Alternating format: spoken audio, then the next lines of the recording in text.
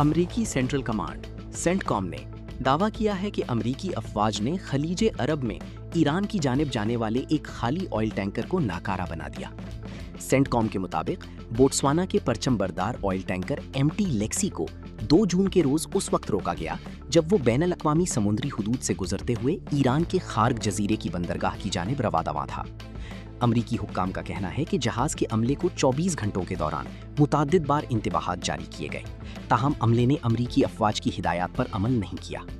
CENTCOM के बयान के मुताबिक बादअज़ां एक अमरीकी तैयारे ने जहाज के इंजन रूम को निशाना बनाते हुए हेलफायर मिसाइल फायर किया, जिसके नतीजे में ऑयल टैंकर नाकारा हो गया और उसे ईरान पहुंचने से रोक दिया गया।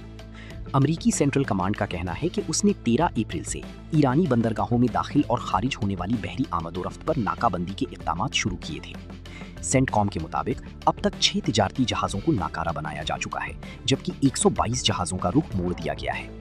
इस मामले पर ईरानी हुक्काम की जानिब से फौरी तौर पर कोई रद्द-ए-अमल सामने नहीं आया।